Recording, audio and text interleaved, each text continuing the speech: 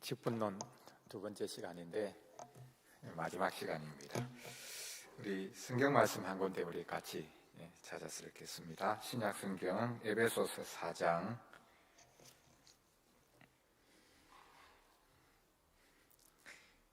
11절 12절 우리 두 절 말씀 우리 같이 읽겠습니다. 에베소서 4장 11절 12절 두 절 말씀 읽겠습니다. 우리 같이 읽겠습니다. 그가 어떤 사람은 사도로, 어떤 사람은 선지자로, 어떤 사람은 복음 전하는 자로, 어떤 사람은 목사와 교사로 삼으셨으니 이는 성도를 온전하게 하여 봉사의 일을 하게 하며 그리스도의 몸을 세우려 하심이라.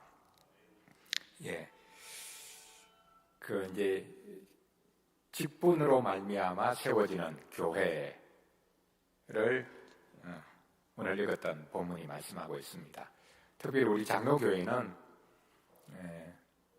직분으로 세워지는 교회라는 이제 교회 정치 제도를 가지고 있습니다. 회중교회는 사실 직분을 중요하게 생각하지 않죠. 직분 없어도 회중들이 교회를 세워갈 수 있다고 믿고, 감독교회는 우리가 알고 있듯이 감독이 교회를 이제 세워가죠. 그런데 장로교회는 다양한 직분을 하나님이 세우셔서 그 직분이 개인적인 차원이 아니라 치리회를 통해서 교회를 다스리시고 세워가신다라는 것을 믿습니다.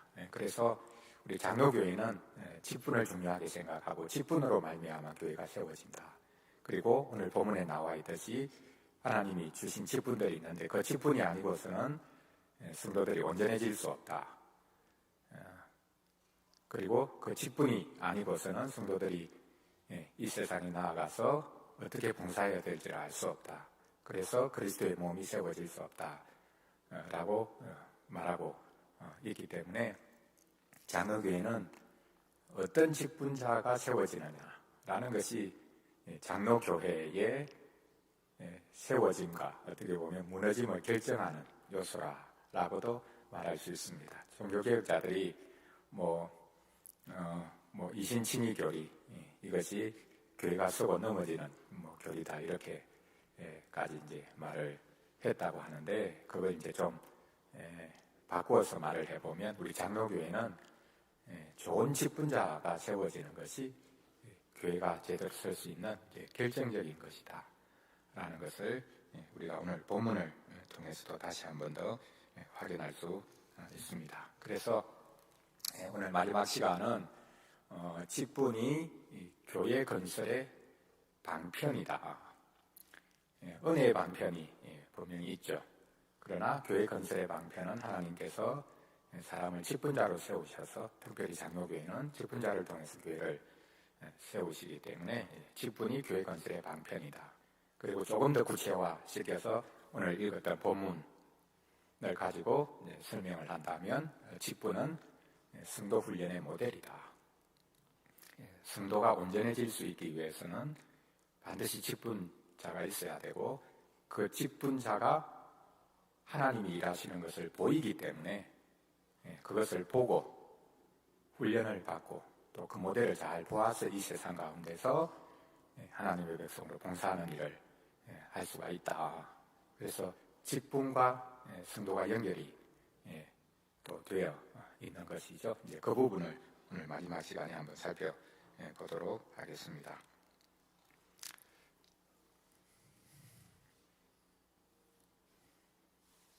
이게 넘어가지를 않네요. 자, 우리가 알고 있듯이 이제 교회법에 보면 이제 직분을 교회 창설직, 그리고 항존직, 그리고 그 외에 이제 준직원, 임시직원 이렇게 이제 표현하고 있는데, 임시직 이렇게 크게 나누고 있습니다. 오늘 우리가 읽었던 본문에 보면 이제 교회를 세우기 위해서 하나님께서 처음에 주신 이제 직분을 소개하고 있죠. 우리가 이제 성경을 이제 읽을 때, 성경에 있는 인물들을 읽을 때 이제 아담부터 시작해서 쭉 하나님께서 이 땅에 두시고, 특별히 하나님의 백성 가운데 어떤 이들을 세우실 때 그 사람이 하나의 개인이 아니라 하나님이 직분자로 세우셨다라는 것을 이해할 필요가 있습니다.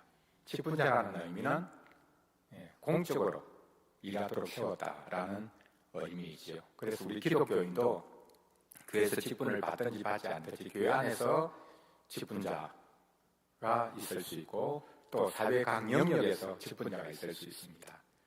그래서 어떻게 보면 이제 이중적이라고 할 수 있는데요.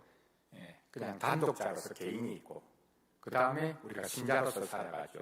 신자로서 살아가면서 하나님께서 각 영역에 직분자로 세우실 때가 있습니다. 그것은 세상의 유익을 위해서, 교회 유익을 위해서 하나님이 세우시는 것입니다. 그리고 기본적으로 마지막에 말씀드리겠지만 직분자가 직분자를 세우는데 교회 직분자가 결국 우리 성도들을 세상의 직분자로 살게 만든다라는 것을 이제 우리가 생각할 때에 교회 세운 직분이 그냥 하나의 자리가 아니라 교회를 세우는 방편일 뿐만 아니라 성도들을 온전하게 하는 일이다. 그래서 직분자가 없이는 극단적으로 표현하자면요, 우리 장로교회에서는 교회가 없고 직분자가 없으면 성도가 있을 수 없다. 성도가 온전해질 수 없다. 그래서 바꿔 말하자면 그 직분은 다 말씀의 직분이죠. 그래서 말씀 없이 교회가 없고 말씀 없이 성도가 없고 그러면 그 세상이 사실은 있을 수가 없는 이런 이제 정치 제도를 이제 가지고 있는데요. 그런 의미에서 이제 직분이 중요하다. 오늘 본문에 보면 사도로, 선지자로, 또 복음 전하는 자로 처음에 교회를 창설하기 위해서 세웠고 갈빈 선생님은 마지막에 있는 목사, 교사를 항존직으로 교회가 계속해서 세워지도록 주신 직분이다. 그렇게 이제 해설을 했습니다. 이제 교사라는 표현은 주일학교 교사를 말하는 것이 아니라 우리가 알고 있듯이 교회의 선생인 신학 교수를 그렇게 말하기도 했는데요. 갈빈 선생님은 그렇게 해서 교회 직분을 이제 네 가지로 이제 말을 하죠. 목사, 교사, 장로, 집사 이렇게 네 가지로 이제 말을 하는데 어쨌든 뭐 교사는 이제 목사의 어떤 직 중에 좀 특별한 독특한 직분을 가지고 있는 것으로 그렇게 볼 수 있기 때문에 이제 일반적으로 우리가 항존직 하면 목사, 장로, 집사 이렇게 말을 합니다. 개혁교회에서는 이 세 직분 항존직을 아주 뚜렷하게 규정을 하고 있습니다.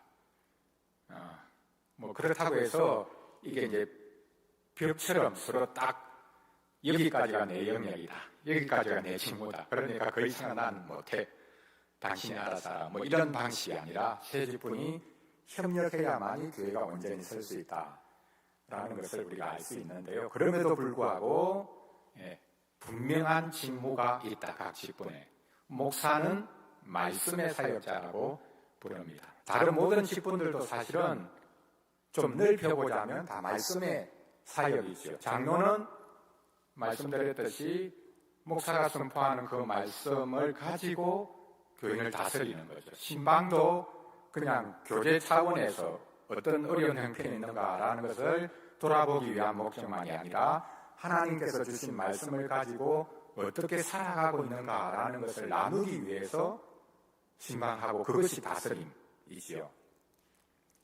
긍휼의 직분도 마찬가지입니다. 집사를 긍휼의 사역자라고 부르는데 이것은 그냥 돕는 것이 아니라 말씀을 같이 나누고 그 말씀이 나누어질 때 필요한 것들도 함께 나누는 것이 되기 때문에 집사도 말씀의 사역을 하는 것입니다. 그래서 모든 직분이 다 말씀의 직분이다라고 말할 수 있지만 조금 구체화시켜서 말을 하자면 특별히 목사는 직접적으로 말씀을 선포하는 말씀의 사역자다. 이렇게 부릅니다. 그래서 교회에 하나님의 말씀이 끊임없이 공급될 수 있도록 하나님께서 목사를 세우셨다. 그 목사가 없이는 교회에 말씀이 없는 거죠. 개인적으로 성경을 읽고 묵상할 수도 있지만 지금도 공적으로 계속해서 우리에게 하나님이 말씀하시도록 목사를 세웠다. 그래서 여러분 아시듯이 종교개혁이 일어나고 각 도시, 나라에서 종교개혁자들이 이제 말씀의 사역자로 이제 원래 본분으로 이렇게 다시 회복이 되면서 그들이 성경 연구하는 모임을 만들고 주중에 성경 공부하는 그룹을 만들어서 거기서 같이 말씀을 나누고 그 말씀을 가지고 주일에 동일한 말씀을 전하는 이런 것들이 생겨나기 시작하죠. 그래서 그 목사들의 말씀 연구 모임을 부르는 이름이 다양하게 나타났는데 추리희의 청걸리를 중심으로 모인 그 말씀 연구 모임, 목사들의 모임 이름을 뭐라고 불렀느냐 하면 프로페짜리라고 불렀습니다. 우리가 알고 있듯이 프라핏, 예언자, 그러니까 예언자들의 모임. 종교개혁자들이 설교를 어떻게 이해했느냐 하면 설교가 곧 지금도 계속되는 예언이다. 이렇게 이제 이해를 한 겁니다. 하나님께서는 지금도 설교를 예언의 방편으로 사용하신다. 개인적으로 예언의 은사를 받아서 뭐 하나님이 이렇게 말씀하신다. 그렇게 말하는 것에 대항해서 하나님께서 공적으로 말씀의 사역자인 직분자를 세워서 지금도 예언과 하나도 다르지 않게 하나님 당신의 말씀을, 당신의 뜻을 공적으로 선포하신다. 그래서 교인들은 그 말씀을 예언의 말씀으로 받는 것이죠. 그래서 말씀의 사역자로 하나님께서 목사를 세우셨다. 그 다음 두 번째는 장로는 다스림의 사역자라고 부릅니다.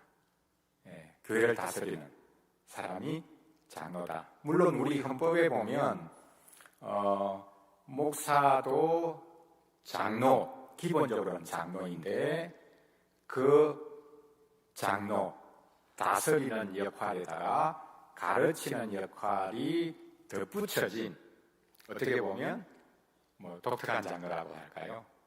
그걸 이제 목사라고 규정하고 있죠. 그러면 이제 직분이 우리 이제 미국에서부터 사실 그게 이제 나뉘어지기 시작했는데 남장로교회, 북장로교회가 직분이 2개냐 3개냐 기본적으로 2개라고 생각하는 이제 남장로교회 입장에서는 직분이 장로 집사죠. 그 장로 안에 또 목사가 이제 포함되어 있는 것으로 보고 그러나 직분이 3개라고 할 때는 목사, 장로, 집사 이렇게 이제 말을 해서 우리 헌법 안에도 이 2가지가 어떻게 보면 이런 측면을 말하다가 또 저런 측면을 말하다가 그렇게 조금은 이제 혼선이 있는 이런 모습을 볼 수 있습니다. 어쨌든 목사는 장로의 한 사람이지만 특별하게 하나님께서 말씀을 직접 맡겨서 그 말씀이 지금도 하나님의 백성에게 하나님의 말씀으로 선포되고 들려지도록 일하신다라는 것이고요. 장로는 이제 다스리는 사람입니다. 그 다스림이 7이라고 부르죠. 그래서 목사와 장로가 7위회인 당회를 구성합니다. 장로교회는 개인이 다스리는 것이 아니라 회가 다스립니다. 장로회, 그것이 당회죠. 여기도 이제 장로님들의 모임을 장로회라고 부르는지 모르겠는데요. 사실 장로회라는 것은 당회죠. 목사와 장로의 회의, 모임이 장로회입니다. 그런데 장로님들의 모임만을 장로회라고 하고 한국 교회도 뭐 전국 장로회 협의회 뭐 이렇게 부르기도 하는데요. 장로회라는 것은 이제 당회죠. 7위회입니다. 거기에 장로님들이 있어서 다스리는 일을 한다. 마지막으로 집사는 긍휼의 사역자라고 부릅니다. 자, 그러면 이제 어제도 말씀드렸지만 이제 권사님들은 어떤 직분인가? 그게 직분인가 아니면 직책인가? 우리 헌법에는 항존직에 준하는 직분으로 권사직이 있다 이렇게 표현했습니다. 항존직은 아니라고 말하면서도 항존직과 비슷하다. 직책은 아니고 이렇게 애매모호한 입장을 이제 가지고 있는데요. 사실은 엄격하게 이야기하자면 권사는 직분은 아니죠. 그럼에도 불구하고 우리는 권사뿐만 아니라 교회 안의 모든 심지어 직책까지도 다 직분이라고 이렇게 부르고 있으니까 그것을 좀 느슨하게 이제 생각을 한다 하더라도 권사직의 구체적인 그 자리는 이제 집사 자리다. 그렇게 이제 이해를 하면 좋을 것 같습니다. 그 다음에 이제 임시직들이 있죠. 임시직을 좀 나누면 이제 준직원, 임시직원, 그리고 사실은 이제 직분이 아닌 다양한 직책들, 시대마다 교회가 필요에 따라서 임시 직원일 수도 있지만 그것과도 구분된 특별한 이제 직책들을 만들 수 있다. 이렇게 생각할 수 있는데요. 준직원은 우리가 알고 있듯이 예를 들어서 이제 강도사, 이제 목사가 되기 전에 강도사, 그리고 목사 후보생을 이제 준직원으로 부릅니다. 그러니까 직원에 거의 준한다. 그 직원의 직분에 거의 가까이 가 있는 사람, 또 그것을 사모하면서 그 자리로 나아가는 과정에 있는 분들을 이제 준직원이라고 부릅니다. 강도사라는 표현은 이제 뭐 우리 교단이 있는데 이상하게 생각하는 분들이 많아서 왜 강도사인가? 다른 교단에는 이제 준목이라고 부르죠.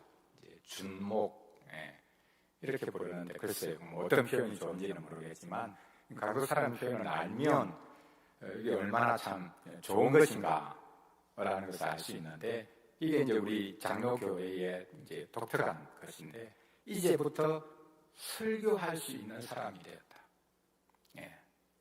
하나님의 말씀을 선포할 수 있는 공적으로 선포할 수 있는 뭐 속된 말로 표현하면 자격을 갖추었다라는 것이 얼마나 영광스러운 것입니까?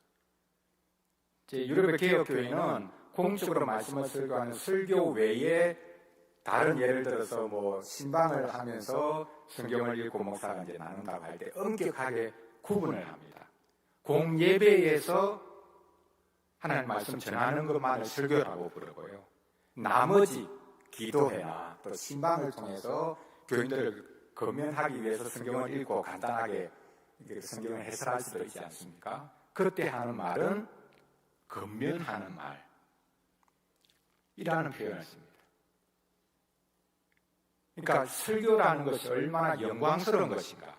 그것이 공적으로 지금도 하나님이 우리에게 말씀하시는 것이다 라는 이런 엄중함을 알고 있기 때문에 함부로 개인적으로 성경을 읽고 해석도 하고 얼마든지 나눌 수도 있고 하지만 공적으로 선포하는 이 자리, 또 이것을 선포하는 이들이 얼마나 무거운, 다른 말로 하면 영광스러운 직분인가라는 것을 드러내고 있는 것이죠. 왜냐하면 하나님의 말씀을 잘 풀어서 가르치는 그것이 지금도 계속되는 예언의 말씀이 되기 때문이다.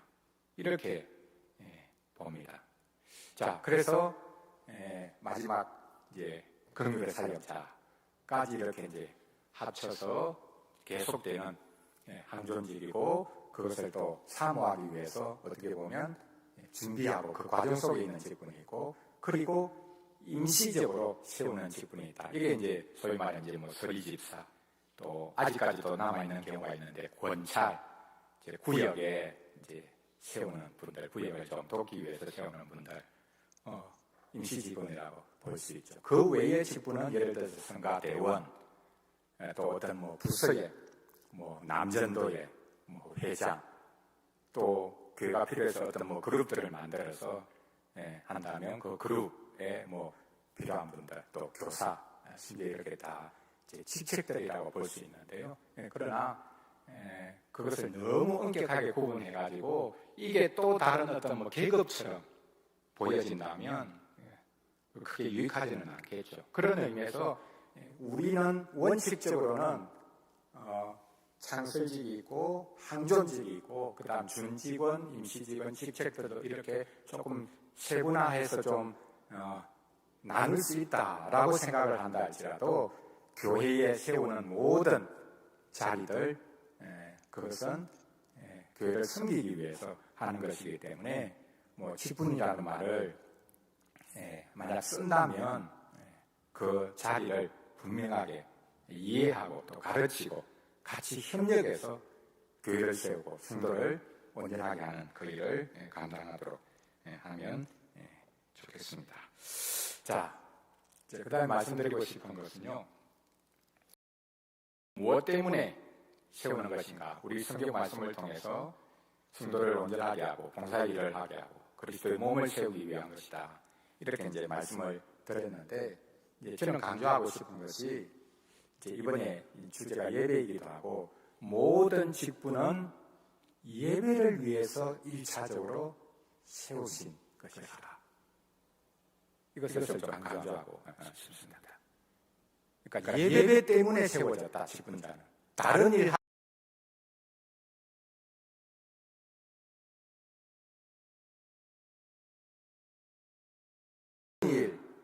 하기 위해서 자리를 만들고 어떤 직분을 세운 게 아니라 예배 때문에, 교회는 예배하는 공동체고 예배가 예배되도록 하기 위해서 이 직분자를 세웠다. 그래서 예배에서 자기 자리를 확인하고 그것을 시행하지 않는 직분은 사실 큰 의미가 없다는 것이죠.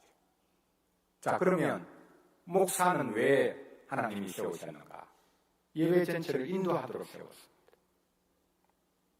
그 예배 한 순서가 아니라 전체를 인도해서 하나님의 백성이 하나님 앞에서 예배하도록 세운 직분이 목사다. 그러니까 목사가 없으면 공예배가 있을 수가 없는 것이죠.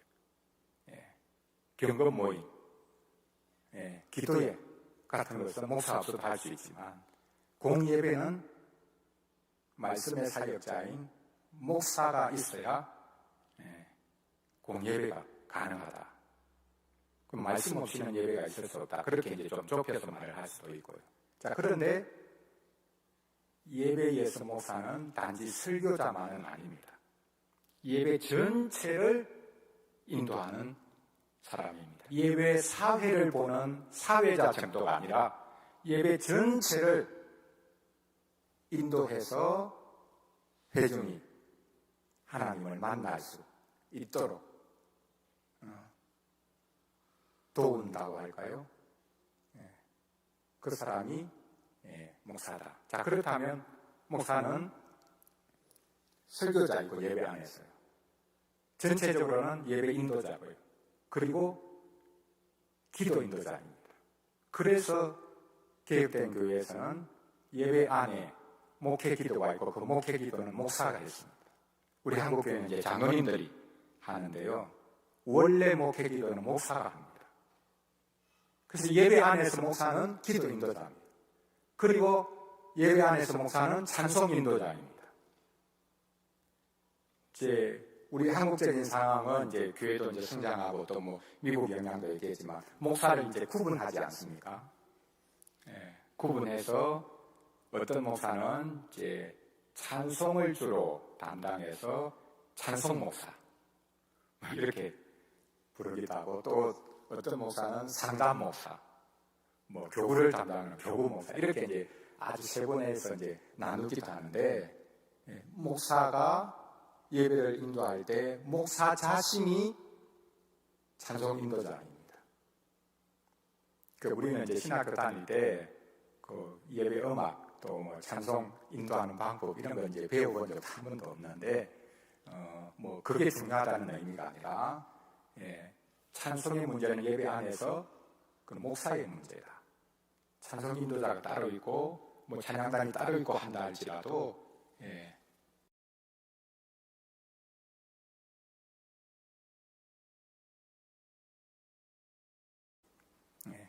그래서 기도 인도할 뿐만 아니라 찬송 인도자가 된다. 그리고 성례 집례자가 되죠. 세례, 성찬, 집례자입니다. 그리고 마지막으로는 축복을 선언하는 축복 선언자가 되는 것이죠. 그래서 예배 전체가 다 한 순서 한 순서 하나하나가 다 목사가, 물론 당연히 그렇죠. 목사가 사회자가 되어서 예배 전체를 인도하니까 모든 순서가 목사가 인도하면서 이제 진행이 된다고 하지만 그 순서 하나하나가 자기 자신을 통해서 하나님께서 자기 백성과 만나는 것이 되도록 하는 일을 감당하는 사람이 목사다. 그것을 우리가 이제 알면 좋겠습니다. 우리는 이제 예배 준비를 하면서도 초점이 항상 설교 준비에 맞춰 있거든요. 어떻게 내가 설교를 준비해서 설교를 잘할까? 그러니까 목사님도 한번 이제 스스로를 한번 생각해 보시고 또 다른 교회 이렇게 예배 실황 같은 거 한번 보십시오. 예배를 이제 사회 보는 목사가 따로 있기도 하고, 담임 목사는 하루에 주일에 3번, 4번 예배를 하니까 다 힘드니까 어떤 예배, 일부 예배 같은 경우에는 이제 부목사가 사회를 보고 담임 목사는 설교만 하고 이제 그런 경우가 있는데 현실적으로 그럴 수밖에 없죠. 그러나 저는 부목사가 예를 들어서 예배를 인도한다라고 할 때 처음부터 끝까지 설교부터 포함해서 다 하면 좋을 것 같고, 그 다음에 담임 목사가 예를 들어서 2부, 3부 중요한 시간에 이제 예배를 인도한다라고 할 때 예배 사회자가 돼가지고 예배 전체를 인도하는 그런 일을 하는 것이 오히려 좋지 않을까. 그 예배를 어떤 부분을 이 사람 저 사람에게 나누어서 그렇게 하는 것이 아니라 예배 전체를 지금 목사가 직분자로서 다 인도한다, 이런 생각을 하는 것이 좋겠다. 그러면서도 이제 목사는 나머지 순서는 어떻게 보면 대충 한다는 느낌이 들 때가 있습니다. 지금 전 목사님이 설교 시간을 기다리구나. 설교에 본인 자신이, 교인들도 마찬가지지만 설교에 지금 온 초점이 가 있어서 다른 순서는 그냥 대충 넘어가려고 하구나라는 것이 느껴질 때가 있습니다. 근데 우리가 예배 순서에 대해서 해설하는 부분을 들었듯이 시작부터 끝까지 우리가 하나님 앞에 어떻게 나아갈 수 있고, 하나님이 우리를 어떻게 만나주시고, 그러면서 또 우리를 어떻게 세상으로 보내시고, 그 일련의 흐름이 있는데 하나하나가 의미가 있고 하나님 앞에 우리가 나아가는 그것을 아름답게 보여주는데, 그런 것 없이 그냥 어쨌든 설교 하나만 내가 어쨌든 좀 잘해보자, 그러면 교인들이 은혜를 받을 거다 라는 것에 이제 우리 개신교회는 그렇게 집중이 되어져서 그 예배 자체 전체의 그 아름다움이나 그 흐름을 통해 하나님이 베풀어 주시는 것을 풍성하게 누리지 못하는 오히려 이런 경우가 이제 있다라는 것을 이제 생각을 이제 해보고요. 그다음 둘째로는요, 이제 장로님에 대한 건데, 장로는 목사는 예배 전체를 인도합니다. 모든 순서 하나하나가 목사의 인도로 우리가 하나님 앞에 나아갑니다. 두 번째 장로님은 역시 예배를 위해서 장로를 세웠습니다. 다른 행정적인 일을 위해서 장로를 세운 것이 아니라 예배를 위해서 장로님을 세웠다. 그럼 예배에서 장로님의 역할은 뭐냐? 우린 종종 그냥 대표기도 하나 하기 위해서 이제 장로를 그러면 세웠냐, 이렇게 이제 생각할 수 있는데요. 훨씬 더 폭이 넓은 겁니다. 예배에서 베풀어지는 은혜의 방편이 말 그대로 은혜의 방편이 되도록 보호하고 길을 내고, 그 은혜의 방편이 가장 복되게 나타나도록 돕는 역할을 하는 분들이 장로님입니다. 자, 우리가 알고 있듯이 우리 개신교회는 말씀과 성례가 이제 은혜의 방편, 유일한 두 가지 이제 성례니까 이 은혜의 방편을 보호하는 역할을 장로님이 합니다. 그것은 이제 구체적으로 눈에 드러난 성물, 기물로 만약 표현을 한다면 설교단이 있고, 그 다음에 세례기가 있고, 그 다음에 성찬상이 있죠. 이 은혜의 방편이 나타나는 구체적인 이 세 상이라고 할까요? 단이라고 할까요? 기구라고 할까요? 이것을 보호하고 열어서 그것을 통해서 은혜 방편이 교인들에게 풍성하게 나타나도록 돕는 역할을 한다. 자, 그러면 이제 설교단을 장로가 속된 말로 감독하고 돕는다라고 할 때 장로는 어떻게 해야 되겠습니까? 장로님들은 설교단에서 이단 사설이 전해지지 않도록, 선포되지 않도록 감독해야 되는 책임이 있죠.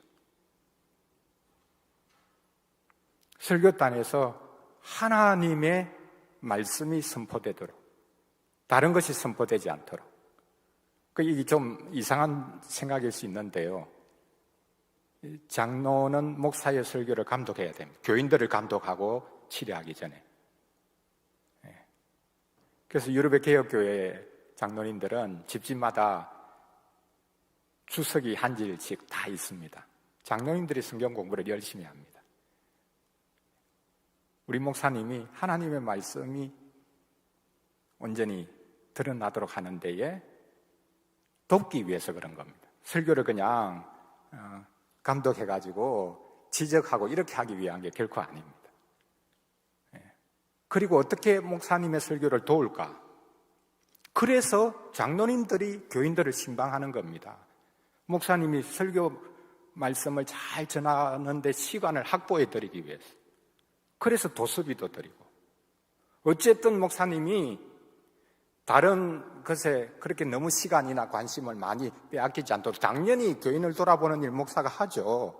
함에도 불구하고 도와서 목사님이 설교 사역, 말씀 사역에 집중할 수 있도록 돕는 역할을 하는 것이 장로의 역할이다. 이렇게 가장 기본적으로는 이게 장로의 역할이다.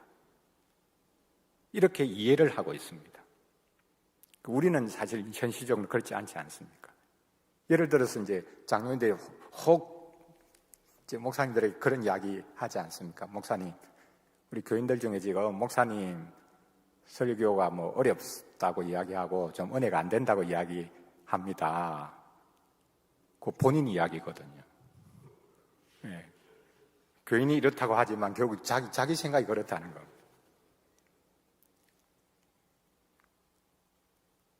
신방하는 이유는 교인들이 설교를 어떻게 받고 있는 걸 확인하고 목사님을 돕기 위한 건데, 그걸 이제 불평을, 목사가 설교 잘하면 우리 교회가 성장할 거다, 부흥할 거다, 이런 생각에만 사로잡혀 있는 겁니다.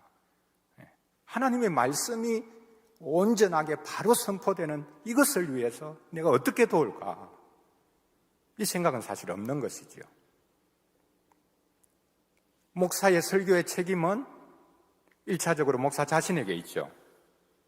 그러나 이것은 당회의 책임이 있습니다. 그래서 사실 이렇게 말을 해야 될 수도 있습니다. 저는 종종 그렇게 이제 처음부터 아마 이야기를 했는데요. 목사의 설교의 책임은 1차적으로 목사 자신에게 있지만 이건 당의 책임입니다. 우리가 함께 책임을 져야 됩니다. 목사의 설교가 어렵다, 문제가 있다. 만약 교인들이 혹 그렇게 이야기한다면 장로님들이 함께 책임을 져야 됩니다. 그 책임을 회피하기 위한 게 아니라, 왜? 장로는 예배를 위해서 목사와 더불어서 부름을 받았고, 이 강대상, 설교단을 보호하고 이 설교단에서 하나님의 말씀이 풍성하게, 바르게, 깊게 선포되도록 협력하고 도울 그 목적으로 세워졌기 때문에 그 직무를 잘 감당하고 있느냐 이거죠. 자, 그 다음 두 번째, 세례단이 있습니다. 세례기구라고도 할 수 있고요. 자, 이 세례기구를 보호하는 역할을 장로님들이 하고 있습니다. 그럼 이 세례기구를 보호하기 위해서 해야 되는 일이 뭐겠습니까? 교인 중에 유아세례 포함해서 세례 입교하는 사람들을 당회가, 장로님들이 심사하고 문답을 하고 그렇게 해서 그 자리로 나아갈 수 있도록 해야 되는 거죠. 그러니까 우리 교회법에도 나와 있지만 장로님들의 중요한 직무 중에 하나가 뭐냐? 세례문답이 있습니다.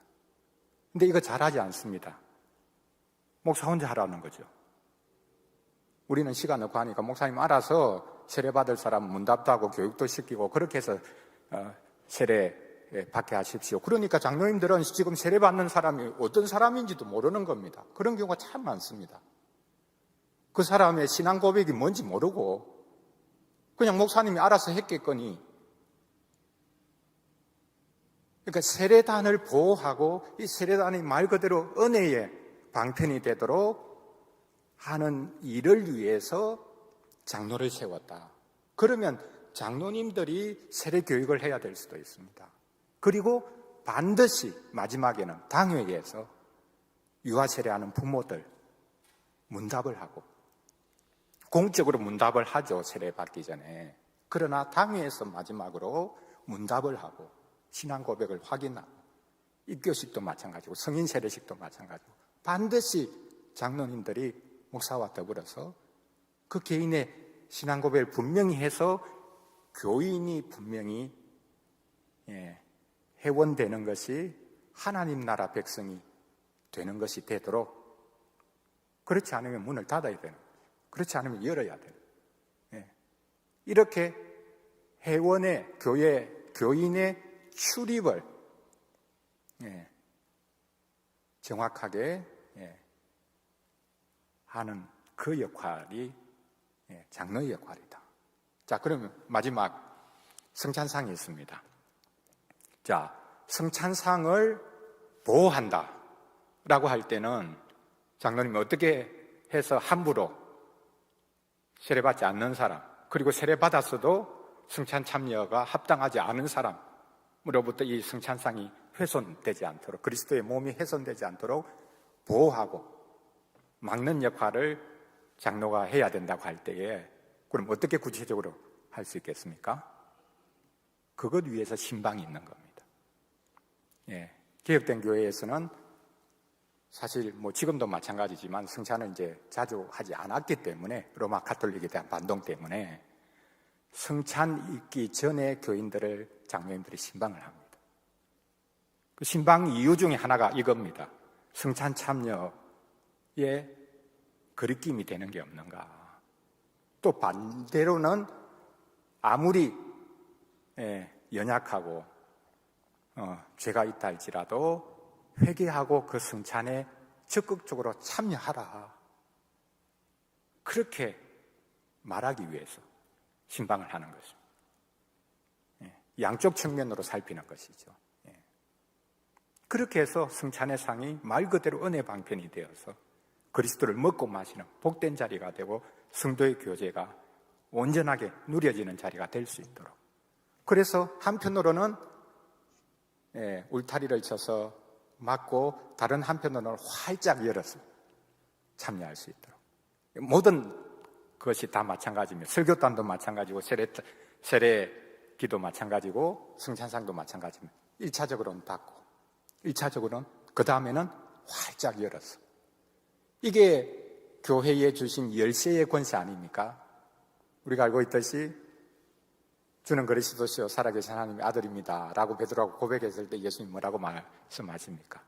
바요나 시몬, 내가 복이 있다. 이를 알게 한 분은 땅에 있는 사람이 아니라 하늘에 계신 내 아버지다. 내가 너에게 열쇠 권세를 준다. 열쇠를 주겠다.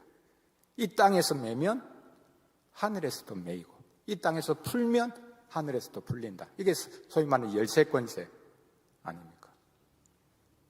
장로가 목사와 함께 닫으면, 이 땅에서 닫으면 천국에서도 닫힙니다. 열 수가 없습니다. 그러나 장로가 열면 천국에서도 열립니다. 닫히지 않습니다. 얼마나 놀라운 복입니까? 이 땅에서 열면 하늘에서도 열리는. 그러나 교회가 치리권을 가지고 닫으면 그 사람이 자기 노력으로 천국을 열 수가 없습니다.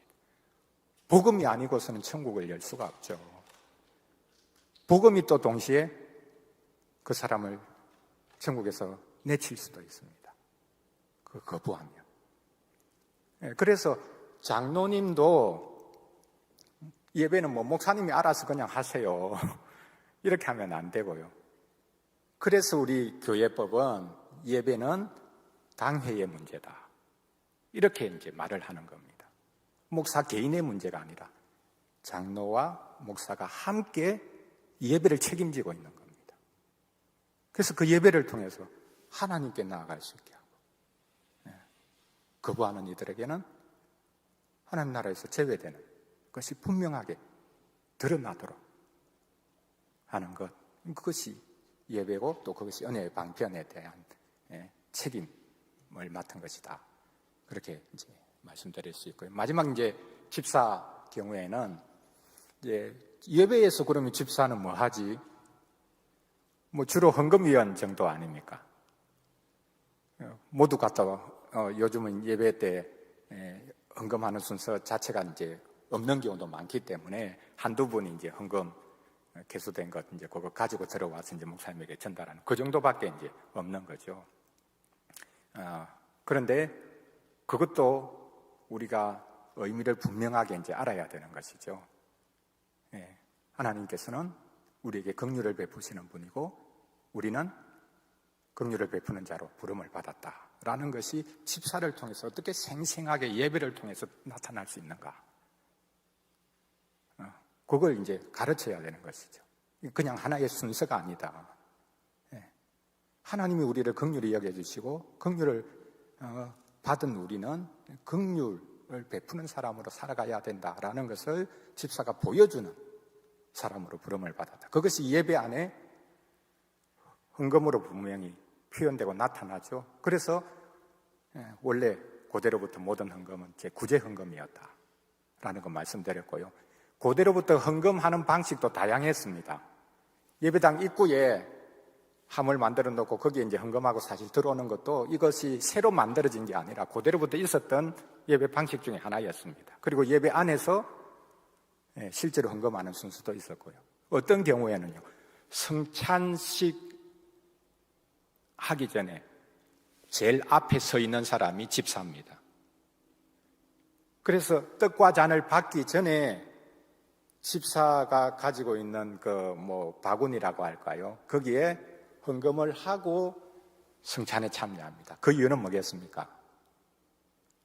이게 돈을 내야 받을 수 있다 이런 이야기가 아니죠. 그 이유는 그리스도를 내가 먹고 마시고 그리스도를 받을 것이기 때문에 이것은 그리스도께서 자신을 주셨듯이 나도 이웃에게 나 자신을 주겠습니다. 그렇게 하고 성찬에 참여하는 것이죠. 그러니까 예배 방식 안에서 헌금 순서도 다양하게 이렇게 변주가 됐었고 헌금하는 방식도 사실 고대 교회로부터 다양하게 있었다. 더 중요한 것은 고대 교회 때부터 집사님들은 예배 전체를 돕는 역할을 했습니다. 그 어린아이부터 이제 사실 예배를 구약시대 때부터 마찬가지고 함께 다 예배했죠. 이제 세대별로 나눠서 예배한 것은 이제 최근의 일이고 그렇게 해서 이제 예배할 때 사실 어수선하고 그랬습니다. 그래서 이제 집사님들이 돌아가면서 아이들 쿡쿡 찌르기도 하고 또 사탕 같은 거 가지고 있다가 아이들 힘들어하면 사탕 하나 살짝 주기도 하고 예배 전체의 분위기를 잘 만드는 일을 집사님들이 했습니다. 그게 집사 일이라고 보았습니다. 지금은 어떻게 그걸 이제 적용할 수 있을까? 그건 이제 우리가 고민해야 될 부분이기는 한데요. 자, 어쨌든 제가 말씀드리고 싶은 것은 모든 직분은 특별한 직무가 있는데 그 직무를 전체로 다 아울러서 기본적으로 생각해야 되는 것은 예배가 어떤 특별한 일이나 사업이나 행사 이런 것들을 위한 게 아니라 예배를 위해서 모든 직분이 다 세워졌다. 예배 때문에 세워진 직분이다, 1차적으로. 그 다음에 2차적인 것은 있죠. 예배가 마치고 난 다음에 그것을 더 구체적으로 적용하기 위해서 하는 일들이 있습니다. 그것도 예배를 위해서 부름받은 그 직무와 관련된 일을 하는 것이죠. 그래서 이제 1차적으로 모든 직분은 예배 때문에 부름받고 세워졌다. 이것을 이제 우리가 알면 좋겠고요. 자, 그 다음에 이제 직분을 그러면은 이제 어떻게 이제 세울 거냐. 이제 교회마다 지금 우리 목사님들 이미 이제 경험하고 있듯이 제일 힘든 게 이게 직분자 세우는 겁니다. 직분자 세우는 과정에 교회가 어려워지고 심지어 교회가 분열되기도 하고, 교회가 무너지기도 하고 그렇게 하죠. 그래서 직분자 세울 때가 되면 다들 긴장을 하고, 목사님들 또 제일 스트레스를 받죠. 그러나 직분자 세우는 것이 교회에게는 얼마나 큰 영광인가. 하나님이 특히 우리 장로교회에 주시는 가장 좋은 선물은 직분자이죠. 직분자가 세워지는 것이 하나님으로부터 가장 복된 선물을 받는 것입니다. 오늘 우리가 읽었던 본문 바로 위에 이제 그 내용이 나오죠. 하나님께서 그리스도를 직분자로 보내셨고 이 땅에서의 직분 사역을 다 감당하시고 하늘로 올라가실 때에 그분이 이 시편 말씀을 인용하는데요. 이제 포로들을 끌고 올라갔다.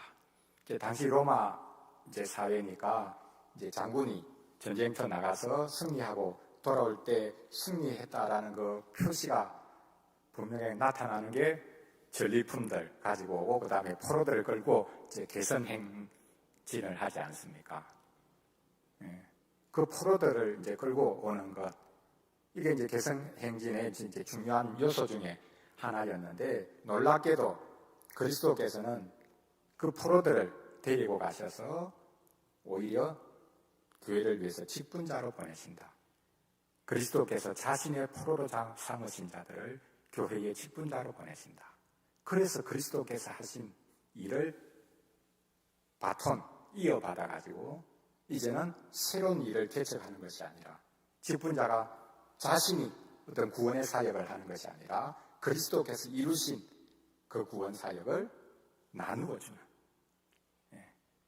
적용하는 일을 하는 직분자로 세워졌다. 그래서 어제 말씀드렸듯이 교회 직분자가 세워졌다는 것은 그리스도께서 이 땅에서의 사역을 완성하셨구나, 승리하셨구나. 그래서 그것을 승리하신, 그것을 전리품을 나누어 주도록 우리를 세우셨구나. 그러니까 직분자가 세워지는 것, 내가 직분으로 부름받은 것은 아주 무거운 것이지만 이것만큼 영광스러운 것이 없죠. 원래 영광이라는 말 자체가 무겁다는 말에서 나왔지 않습니까? 무거운 것이 영광이거든. 우리 직분의 무거움이 사실 가장 큰 영광이다. 그리스도의 승리를 나누어주는 자들로 우리를 세워주셨다. 그렇게 볼 수 있죠. 자, 그러면 그 직분자를 어떻게 세우는가? 우리 그 과정은 이미 다 알고 있습니다. 하나하나 절차를 밟아서 때가 되면 이 새 직분이 끊어지지 않도록 잘 세워가는 것. 이것이 교회가 제대로 서는 것. 교회 성장만을 말하는 것은 아닙니다. 교회가 제대로 주님 오실 때까지 주님의 몸으로 세워질 수 있는 유일한 비결, 장로교의 비결은 직분자를 제대로 세우는 것이다. 그래서 평상시에 직분에 대해서 설교하고 또 교육을 해야 됩니다. 어린 아이들에게도 가르쳐야 됩니다. 너희들이 커서 교회 직분자가 되어야 된다. 세상에 나가서 좋은 직장 얻고 생활도 하고 그렇게 하겠지만 여러분이 엄마, 아빠, 교회 어른들을 이어서 여러분이 교회 직분자가 되어야 돼요. 여러분 중에 목사가 나와야 됩니다. 여러분 중에 장로가 나와야 돼요. 여러분 중에 집사가 나와야 돼요. 그럼 가르쳐야 되는 겁니다. 그래서 때가 되면 당회가 책임있게 이제 추천을 하고요. 뭐 방식도 이제 다양할 수 있지만 교인들이 먼저 추천하고 그다음에 하지만 우리 장로교회 원리는 이제 당회가 책임있게 이제 추천하는 것이 중요할 것 같습니다. 그런데 이제 당회가 신뢰를 받지 못하니까 사실 어려움이 이제 생기죠.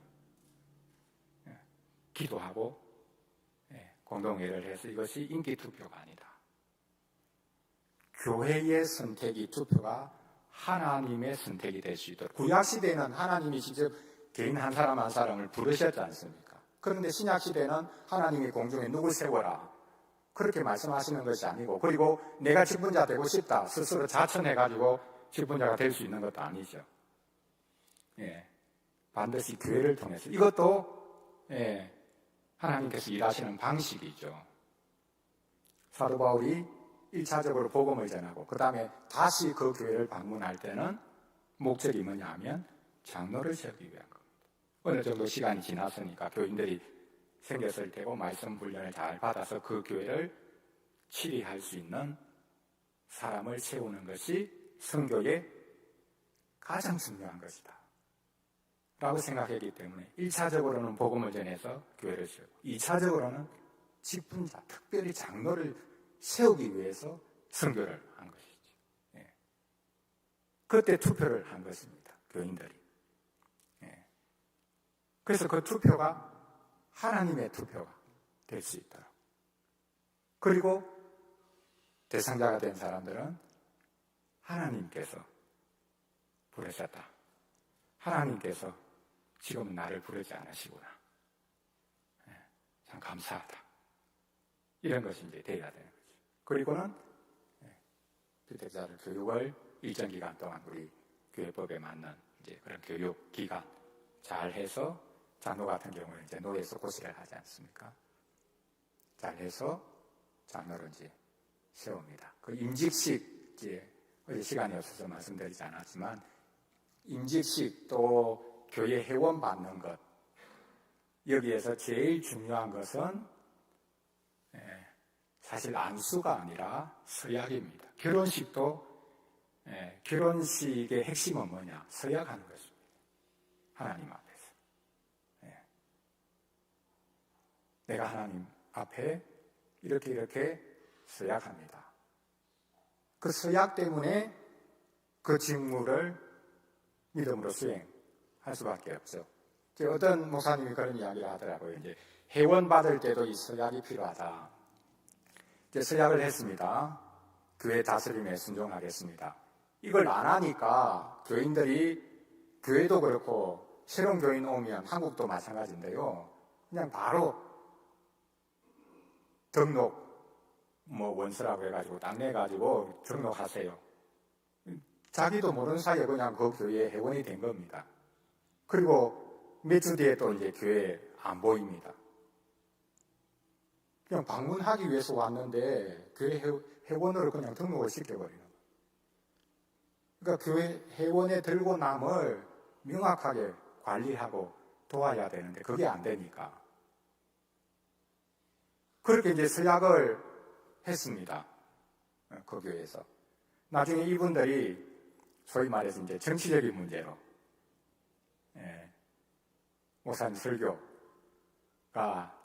이제 정치적으로 자기한테 반응이 안 왔다. 그래서 이 교회에서 더 이상 못 있겠다. 그렇게 해서 가려고, 다른 교회로 가려고 했는데 부인이 남편에게 한 말이 뭐냐면, 여보, 우리가 서약했잖아요.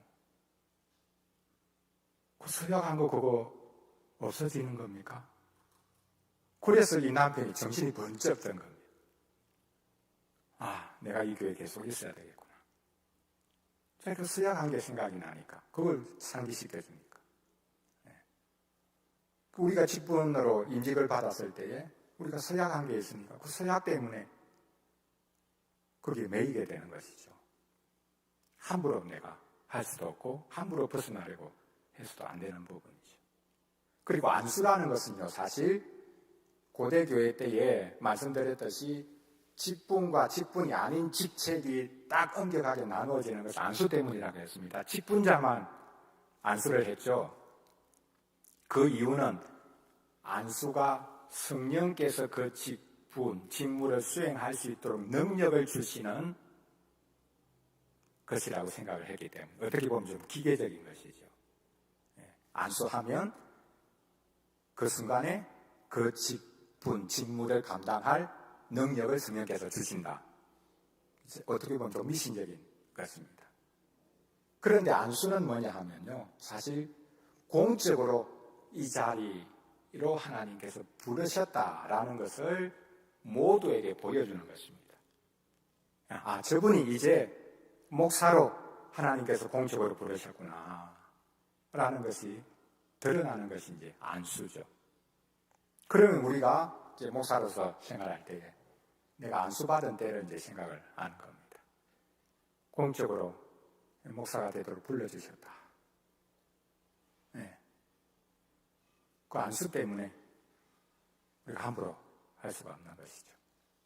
네. 공개적으로 모든 사람들이. 그래서 교인들도 이제부터는 목사를 그냥 단순히 개인으로 보지 않는 것이죠. 하나님께서 공적으로 저분을 세워주셔서 우리에게 하나님 말씀을 선포하는 자를 불러주셨다. 그러니까 순종할 수 있는 거죠. 목사가 나보다 능력이 많아서 순종하는 게 아니지 않습니까? 나보다 말을 잘해서 한번 들어보자 이런 게 아니지 않습니까?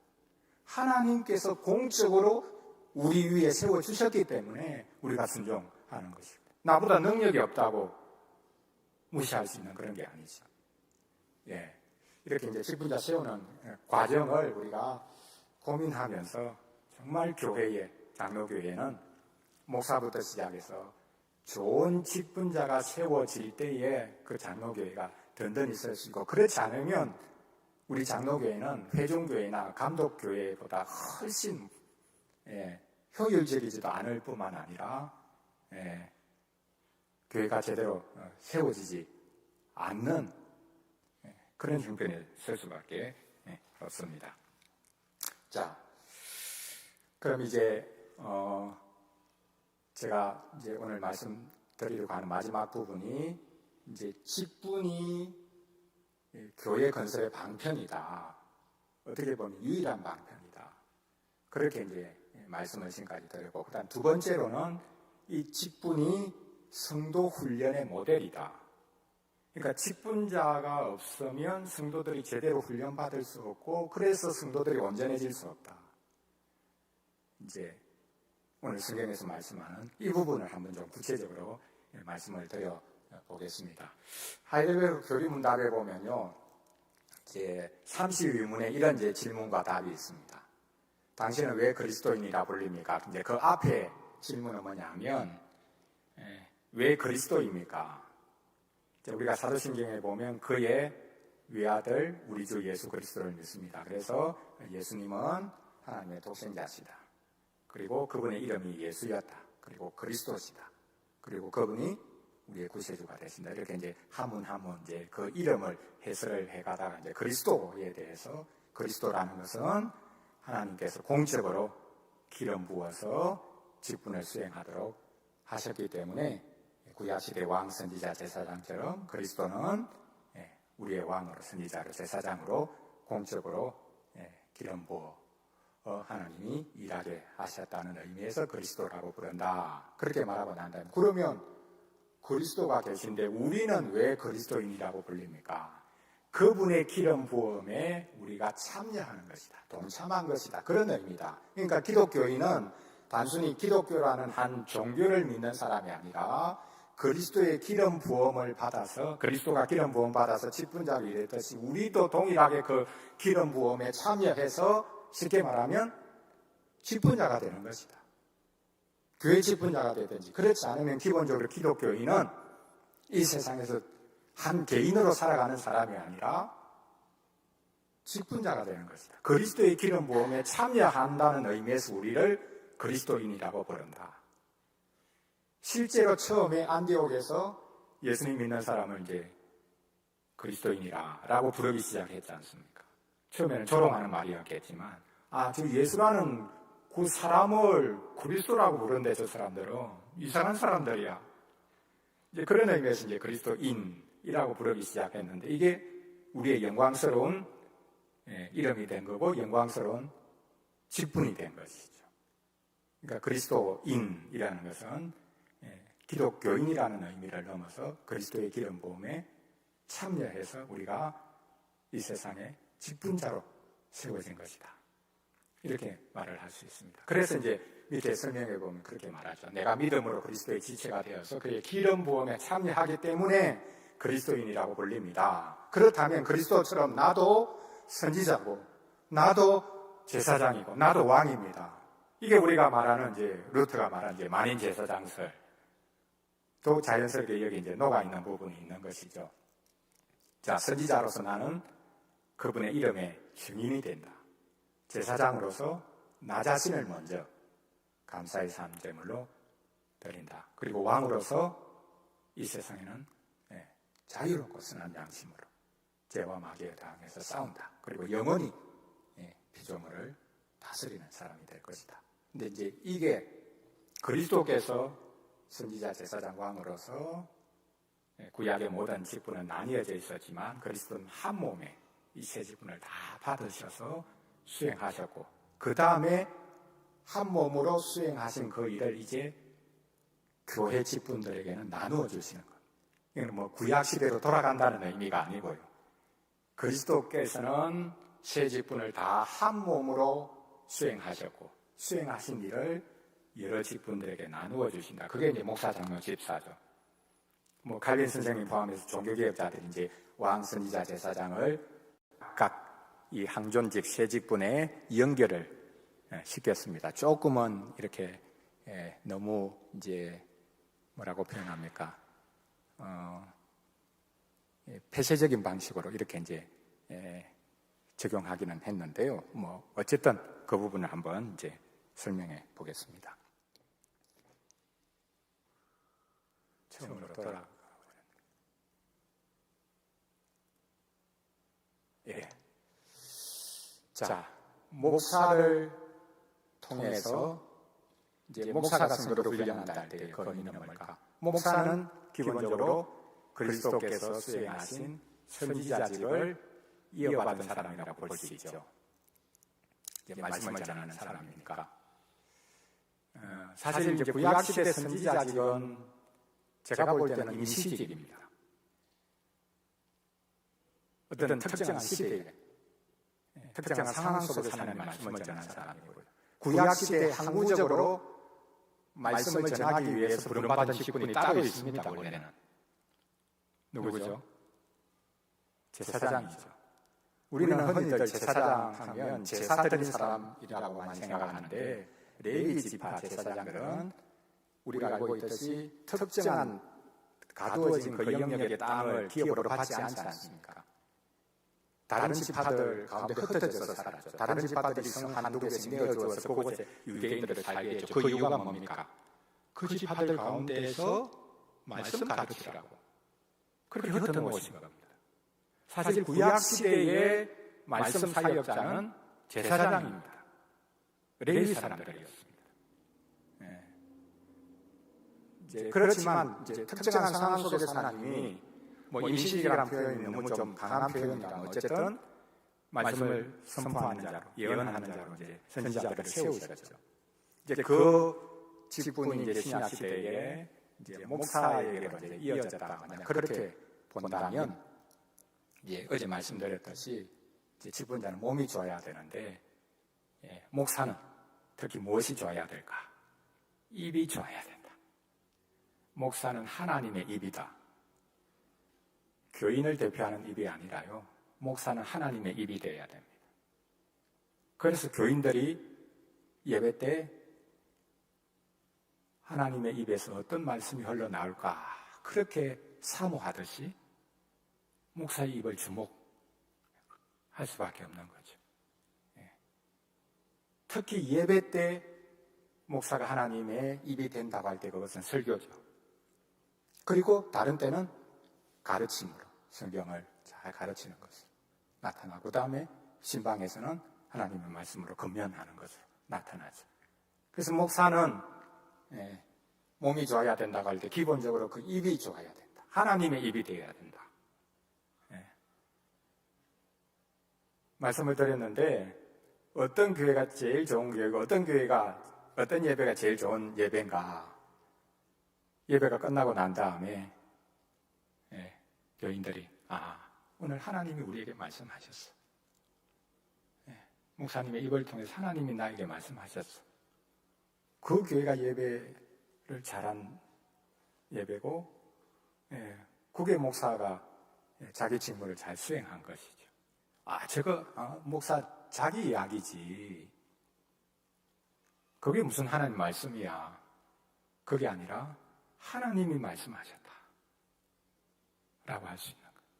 자, 그렇다면 이걸 이제 좀 구체화시켜서 그 선지자가 된다는 게 뭐냐? 하이델베르크 요리문답에서 말을 하는 것은 그분의 이름의 증인이 되는 것이라 했죠.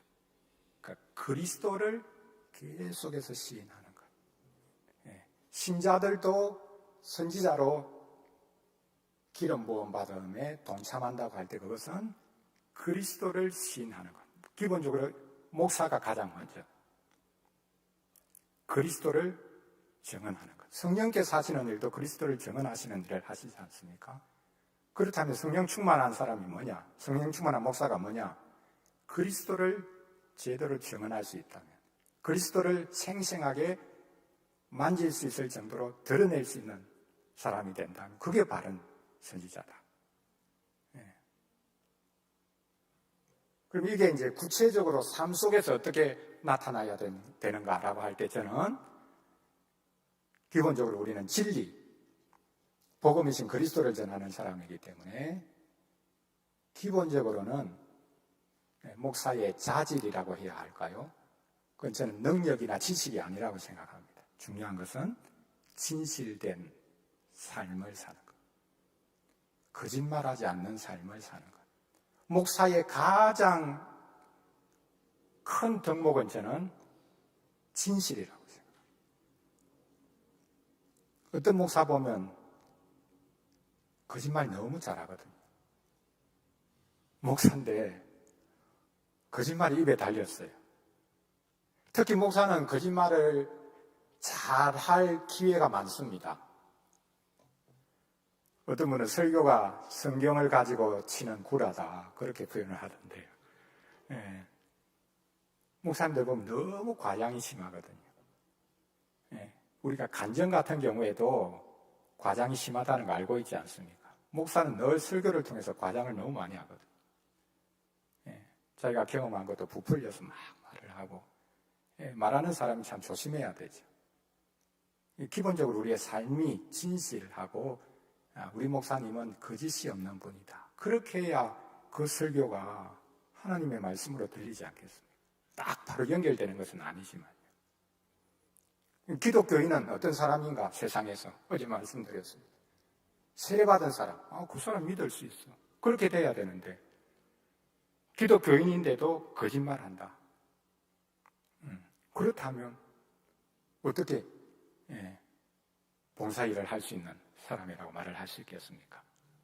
그래서 이제 목사는 몸이 좋다고 할 때에 하나님의 입이다. 그리스도를 잘 증언할 수 있는, 드러낼 수 있는 사람, 말로, 행동으로. 그리고 그것이 구체적으로 나타나는 모습은 진실한 것. 우리 목사님은 뭐 대단한 것 없어도 진실한 분이다.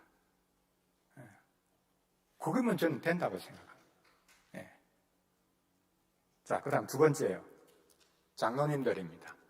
장로님들은 다스리는 분이기 때문에 구약 직분과 만약 연결을 시킨다면 이제 왕이라고 생각할 수 있습니다. 다스리는 일을 하니까요. 자, 그러면 장로님들은 몸에 비유하면 뭐 어떤 것이, 어떤 부분이 좋아야 되는가? 다 좋아야 되지만 장로님들은 하나님의 능력의 팔이다. 성경에 보면 하나님께서 그분의 팔로 능력을 베푸신다. 또 다른 한편으로는 그분이 우리를 자기 품에 안으신다. 이렇게 말씀하고 있죠. 다스림은 두 가지입니다. 한쪽으로는 강하게 능력으로 다스리고 건면하고 책망하고 그렇게 해서 이끄는 부분이 있고요. 다른 한편으로는 연약한 이를 끝까지 품는 팔. 그래서 제가 이제 능력의 팔이라고 했지만 사실 팔, 손은 두 가지가 있습니다. 저 밖에 렘브란트 그 탕자에 귀한 이제 그림을 앞에 이제 그 배너에 이제 해놓았는데 제가 이제 렘브란트의 하나님을 썼는데 그 마지막 이제 장을 이제 레므란트의 이제 탕자의 기한을 썼는데 러시아의 이제 성페테스부르크에 이제 저 그림이 있습니다. 저기 보면 아버지가 눈이 멀어 있는데 돌아온 탕자를 이제 껴안죠. 등을 이렇게 이제 껴안고 있는데 두 손이 다릅니다. 하나의 손은 여자의 손입니다. 하나의 손은 거친 남자의 손입니다. 딱 보아도 알 수 있습니다. 그러니까 하나님은 그 아버지를 통해서 이제 하나님이 어떤 분인가를 레므란트가 묵상해서 보여주는 것이죠. 하나님은 두 손을 가지고 계신다. 두 팔을 가지고 계신다. 하나는 아주 부드러운 엄마, 여자의 그런 손처럼 사랑하는 이들, 연약한 이들을 끝까지 품는 그런 손. 다른 하나는 억센 손인데 다스리는, 힘있게 다스리는 능력의 손, 팔로 그렇게 이제 묘사하고 있는 것을 볼 수 있습니다. 장로님들은 이렇게 다스리는 팔을 가지고 있어야 된다. 그러니까 좋은 손을 가지고 있어야 된다. 장로님들은. 목사님은 좋은 입이 있어야 되고 장로님들은 좋은 팔을 가지고 있어야 된다. 양면적인 팔. 그 요리문답에서는 이 왕으로 사는 것을 죄와 마귀와 더불어서 싸우는 신자로 그렇게 이제 표현을 하고 있죠. 다스림이 단지 높은 자리에 올라가는 것을 말하고 있지 않습니다. 어떤 자리에 있든지 가장 낮은 자리에 있다 할지라도 오히려 그 단체를 제일 밑에서 떠받치고 있는 사람. 그리고 악과 죄, 마귀에 대해서 끝까지 싸우는 신자가 그리스도의 왕직에 동참하는 것이다. 자, 그러면 장로님들이 좀 구체적으로 말해서 어떤 덕목을 가져야 될 것인가? 저는 이제 장로로 세워지는 분들은 지도력을 제대로 발휘할 수 있는 분, 그런 은사를 받은 분이 장로님이 돼야 돼요. 그러니까 우리 장로님들 중에 보면요, 뭐 여러 장로님들이 있기 때문에 다 성격이 달라서 이제 전체적으로 다 이렇게 아우르면 그 좋은 모습이 나타나기도 하는데 개인 보면 좀 아쉬운 부분이 있죠. 우리 목사도 사실 마찬가지인데요. 어떤 분은 보면 교인이 이만 하면 이렇게, 저만 하면 저렇게. 교인들이 막 헷갈려 하는 겁니다. 뭐가 옳은 것인지. 장로님 말을 들으면 들을수록 자꾸 헷갈려 하는 거죠. 그게 아니라 분명하게 지도력을 발휘할 수 있어야 된다. 다스릴 수 있는 사람이 장로님이 되어야 된다. 그래서 말씀드렸듯이 어떤 측면에서는 강하게 책망하고 그게 치리회의 역할을 하는 거예요. 치리의 한 부분이 권징 아닙니까? 그죠? 우리는 보통 치리하면 그것 자체를 아주 부정적으로 생각하는데요. 치리는 긍정적인 표현입니다. 다스린다는 표현이고요. 치리에서 가장 부정적인 그 방식으로 나타나는 것이 이제 어떻게 보면 권징이죠. 그렇다고 그 권징도 부정적인 건 아닙니다. 긍정적이죠. 세워주기 위해서, 회복시켜주기 위해서 권징하는 건 아닙니까? 저희 교회가 한 15년이 됐는데 이제 권징을 2차례 했습니다. 하나는 이제 불신 결혼을 했기 때문에 권징을 했고요. 성찬 참여를 한 6개월 정도 이제 금지를 시켰습니다. 저희는 매달 하기 때문에 6개월 권징을 이제 수찬 금지를 한 것은 이제 기존 교회에 이제 1년 이상 이제 성찬 참여를 이제 막은 것이죠. 하나는 낙태를 해서 다운 증후군 있다는 게 이제 검사 결과 나타나가지고 본인들이 이야기를 하더라고요. 어떻게 해야 될지. 그래서 어쩔 수 없이 이제 찾아가서 건면하고 아무리 힘들겠지만 아이 낳아라. 우리 교회가 키워줄게. 교회가 키워줄 테니까 아이 낳아야 된다. 근데 본인들이 고민하다가 뭘 교회가 키워준다고 하더라도 말만 하지. 결국 우리가 책임져야 되는데. 그 다운 증후군 아이들은 문제가요. 이 자폐와 달리 부모들하고 이렇게 의사소통은 자폐와 달리 훨씬 잘한다 하더라고요. 근데 문제는 이 다운 증후군 아이들 오래 산다는 거예요. 부모가 죽어도 그 이후로까지 사니까 우리가 어떻게 하냐? 아이가 둘이 있는데 그 위에 이 둘이 부모가 돌아가고 난 다음에 이 둘이 막내를 계속 케어해야 되는데 어떻게 그렇게 남겨둘 수 있냐? 그래서 결국은 이제 낙태를 한 겁니다. 낙태 시술을 하고. 그래서 교회가 권징을 냈습니다. 역시 수찬정지를 했습니다. 근데 그때 마침 이제 그 코로나 끝자락이었기 때문에 이제 연말까지 이제 그때가 이제 10월 달부터 이제 3개월 수찬정지를 이제 하면서 10월 달은 이게 맞는 것인지는 모르겠는데요. 그 이제 코로나 이제 끝자락이기도 하고 다음 달 승차는 지금까지 한 번도 그래 본 적이 없는데요. 아무리 여름철이라도 매달 첫째 주일은 반드시 성찬식을 행했는데 10월 달에는 우리 성찬식을 가지지 않습니다. 우리가 함께 이 죄를 담당하고 우리 모두가 성찬에 참여할 수 없는 사람이다 라는 것을 그렇게 좀 깊이 느꼈으면 좋겠다. 이제 그렇게 이제 했는데 어떤 장로님 반대했습니다. 아니 그분이 잘못했는데 무슨 다른 교인들이 뭐 승찬 못 받느냐. 그렇게 이제 뭐 그렇게 한번 합시다. 우리 모두의 책임이다. 왜? 그 가정이 교회를 못 믿었으니까. 하나님은 믿는데 교회는 못 믿겠다. 그래서 낙태 시술을 한 거니까 우리의 책임이 큽니다. 그분들 죄악보다. 어떻게 보면 우리의 책임이 훨씬 더 큰 것일 수 있습니다. 장로님은 치리의 회원으로서 교인을 치리해야 됩니다. 치리할 수 있어야 됩니다. 좋고 좋은 분, 그렇게만 되어서는 안 되는 것이죠. 하나님이 이 세상을 지금도 치리하시지 않습니까? 다스리시지 않습니까? 죄악에 대해서 심판하시고 연약한 자들 끝까지 품으시고 그것을 장로님이 나타내 보여줘야 되는 거죠. 그럴 때에 장로님을 통해서 하나님을 볼 수 있는 겁니다.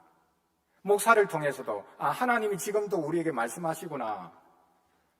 직분자를 통해서 하나님을 볼 수 있는, 하나님이 일하시는 방식을 볼 수 있는 교회가 복된 교회죠. 하나님 어디 있냐? 직분자 가는 거 봐. 하나님 볼 수 있어. 설교를 듣고 하나님이 지금도 말씀하시구나. 그걸 알 수 있고 장로님들을 통해서 하나님이 지금도 생생하게 우리를 다스리시구나. 돌아보시구나. 그걸 보여준다면 그게 좋은 이제 장로이죠. 어쨌든 하나님을 보여주는 일을 하는 직분자들이다. 근데 이제 이 직분에 있어서 저는 조금 소극적인 것이지만 다스리는 일을 할 때에 중요한 것은 오히려 참는 것을 배우는 것이 중요하지 않을까 그런 생각을 해봅니다. 다스리는 사람들이 함부로 할 때가 많거든요. 힘이 있으니까, 권위가 주어졌으니까 자기 마음대로 다스리죠. 그래서 교회에서 장로님 때문에 상처 입어서 교회 안 나온다는 분들이 많습니다. 왜? 내가 장로니까 너 이렇게 하라 저렇게 하라. 심지어 젊은 친구들한테 자기가 날 어떻게 안다고, 내 형편 어떻게 안다고, 교회 안 나오겠다 이런 경우도 많이 있죠. 그러니까 다스리는 사람은 오히려 끝까지 인내하고 참는 것이 훨씬 더 중요하다. 이렇게 말씀드릴 수 있고요. 마지막 이제 세 번째 집사입니다. 집사는 긍휼의 사역자이기 때문에 목사가 제사장이 아니라 우리는 개신교회는 목사가 사제가 아니지 않습니까? 말씀에 이제 사역자들인데 집사가 어떻게 보면 구약의 제사장과 같은 역할을 하는 사람들이다. 목사가 제사장이 아니라 사실은 집사가 제사장이 훨씬 가깝다. 이렇게 말을 할 수 있고요. 집사는 몸의 어떤 부분이 좋아야 되는가? 발이 좋아야 된다. 왜? 긍휼을 베풀기 위해서는 그 자리로 찾아가야 되니까.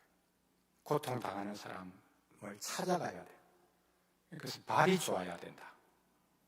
그렇게 이제 생각을 해볼 수 있습니다. 조금 더 이제 넓혀보자면, 이제 유럽의 개혁교회에서는 집사직이 참 중요합니다. 우리 한국의 이제 신학교 교수님들이 이제 네덜란드로 유학 갔을 때 각 교회 집사회가 모금을 해가지고 우리 목사님들 이제 유학할 수 있도록 돕고, 심지어는 공부만 하지 말고 여름 되면 좀 휴가 다녀오라고 해서 휴가도 보내주고, 그렇게 해서 집사회가 우리 한국 신학교 교수님들을 키웠다고 볼 수 있습니다. 긍휼을 베푸는 것이죠. 그 집사를 조금 더 이제 넓게 표현을 해서 집사가 교회의 양심이다. 이렇게 표현을 합니다. 과연 오늘날 교회의 양심은 어떠할까? 이제 한번 생각을 해보는 것이죠. 그러니까 목사 장로만이 아니라 좋은 집사님들, 권사님들이 많아야 그 교회가 긍휼의 사역을 잘 베풀어서 이 세상에 하나님의 영광을 드러낼 수 있죠. 개인적으로는 요리문답에서 이 제사장으로 사는 것을 감사의 산 제물이 되는 것이라 이렇게 표현을 했습니다.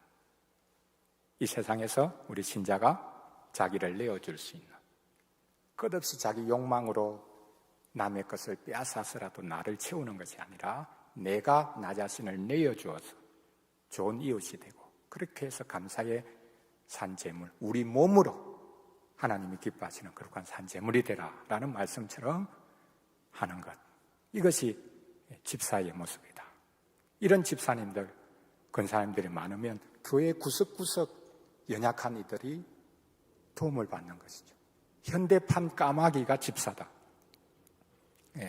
엘리야가 3년 6개월 동안 이제 비가 내리지 않았을 때 하나님께서 그리시네가로 보내셨는데, 그 그리시네가 물도 말랐을 때 하나님이 까마귀를 보내서 엘리야에게 먹을 것을 물어주었지 않습니까?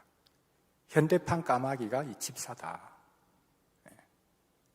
그래서 예를 들어서 교인 중에, 예전에 저희 교회가 한 2개월 정도였지만 직장을 잃고 다른 직장을 찾는 기간 동안 최소의 생활비를 교회가 지원을 해주었습니다. 집사님들을 찾아가서 그 형편을 알고 당에 이야기해서 좀 도와주었으면 좋겠다. 그렇게 해서 그럼 우리가 힘써 봅시다. 교회가 굳이 그렇게 할 이유가 없을 수도 있습니다. 사회보장제도도 있고 한데 뭐 교회가 그렇게 하냐. 어떻게 보면 사회보장제도가 발달했기 때문에 교회 집사회는 더 약화되고 축소되어 있죠. 그러나 국가도 하지 못하는 일을 우리가 할 수 있는 게 뭔데? 정말 미미하죠. 그럼에도 불구하고 우리가 주 안에서 한 형제다.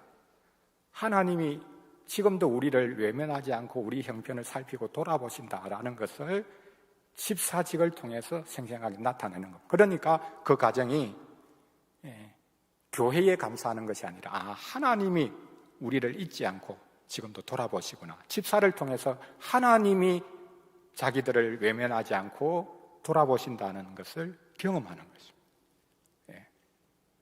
이것을 위해서 그러면 구체적으로 우리에게 필요한 것이 뭘까? 저는 이제 자본주의에 굴복하지 않는 삶, 이것이 이제 집사적으로 사는 삶이라고 생각하는데요. 저는 이제 예수 그리스도 그분이 이 땅에서 집사로 살았다고 생각을 합니다. 우리가 잘 아는 마가복음 10장 45절에 보면 인자가 온 것은 섬김을 받으려 함이 아니라 섬기려 하고 그 섬기려 한다라는 그 말에서 나온 것이 집사자 아닙니까? 예수님은 이 땅에서 집사로 살았다. 목사로 산 게 아니고, 물론 하나님 말씀을 전했으니까 목사 역할도 했다고 볼 수 있죠. 그리고 자기 자신을 온전히 내어주고 십자가에 매달리셨으니까 그분은 제사장이었고, 제사장이면서 동시에 제물이 되셨고, 그러나 그분의 삶을 그냥 전체로 보면 고통당하는 자들 편에 늘 서서 기적도, 병 고치는 기적도 그들에게 다가가고 그들의 고통을 자기 것으로 받기 위한 기적을 행하셨기 때문에 그분은 삶 자체가 집사로 산 삶이었다. 그래서 저는 우리 교인들에게 늘 이야기합니다. 우리가 이 땅에 사는 삶의 모습은 집사로 사는 것입니다. 집사적으로 우리가 잘 살아가야 되겠습니다. 그렇기 위해서는 현대 자본주의에 굴복하지 않는 삶, 특별히 내 몸을 잘 사용할 수 있는 것, 이것이 이제 집사적으로 사는 일의 핵심이 되지 않을까, 이렇게 생각을 합니다. 이제 마지막으로 그림 하나만 이제 보여드리는데, 이것은 이제 고흐의 그림입니다. 이제 고흐 자기 자신이 신고 다녔던 신발을 이제 그렸는데요. 한 짝, 두 짝, 세 짝 이렇게 이제 여러 이제 신발 그림이 있습니다. 이제 여러분이 잘 아는 유명한 이제 독일의 하이데거라는 유명한 철학자가 고흐의 이 신발 그림을 가지고 자기 이제 예술 철학을 이렇게 이제 설명하고 발전시키는데 이제 사용을 이제 한 것인데요. 이제 고흐가 가난한 자들에게 복음을 전한 화가라, 이렇게 이제 다르게는 또 알려져 있기도 합니다. 신앙은 전통적이지는 않았는데요. 예배에는 그렇게 거의 참여를 하지 않았던 것 같고, 목사의 아들이기는 했지만 처음에는 목사가 되려고 했습니다. 목사 되는 길이 막혔기 때문에 화가의 길을 걸었습니다. 그러면서 자기는 스스로는 그렇게 생각했어요. 나는 그림으로 복음을 전하겠다. 가난한 자들 곁으로 다가가겠다. 이렇게 이제 생각을 이제 한 사람인데, 그가 저 신발을 신고 계속 이곳저곳 걸어 다녔죠. 영국 런던으로, 그리고 네덜란드에 있다가 헤이거로, 그리고 파리로, 그리고 마지막에는 제일 프랑스 남쪽 프로방스 지역인 아를로 갔다가 그 다음에 이제 파리 바로 북쪽 오베르라는 곳에서 이제 그가 이제 죽지 않습니까? 이제 우리는 이제 좋은 발을 가지고 어디든지 가고 연약한 자들 편에 끝까지 서 있는 이런 사람이 이제 좋은 집권자가 아닐까, 그렇게 생각을 해 봅니다. 이렇게 교회의 집권자가 교인을 세상의 집권자로 만듭니다. 교인이 누군가, 기독교인이 누군가? 세상의 집권자입니다. 기독교인은 세상을 위한 공무원이라고 말할 수 있습니다. 우주적인 공무원이 기독교인이다. 사기업에서 일한다 할지라도 그 사람은 세상을 위한 공직자다. 공직자는 공공의 유익을 위해서 일하는 사람이죠. 자기 유익을 위해서 일하는 것이 아니라. 그래서 기독교인이야말로 공무원이다. 온 세상을 위한, 온 세상을 살리는, 복되게 하는 공무원이다. 어떻게 기독교인이 세상을 위한 공무원이 될 수 있는가? 그게 교회의 공직자를 통해서 본 것이기 때문에. 교회 공직자, 목사, 장로, 집사가 시범을 보이는 거 보니까 저렇게 살면 되겠구나 라고 해서 세상에서 사는 겁니다. 좋은 본이 있으니까. 그게 집분자다. 그리고 그게 교인이다. 이렇게 오늘 본문에서 사실 유추해서 해석을 해볼 수 있는 부분입니다. 교회에 좋은 집분자가 세워지고 성도들이 이 세상에 집분자로 이렇게 살아갈 수 있는 이런 복이 있으면 좋겠습니다. 마치겠습니다.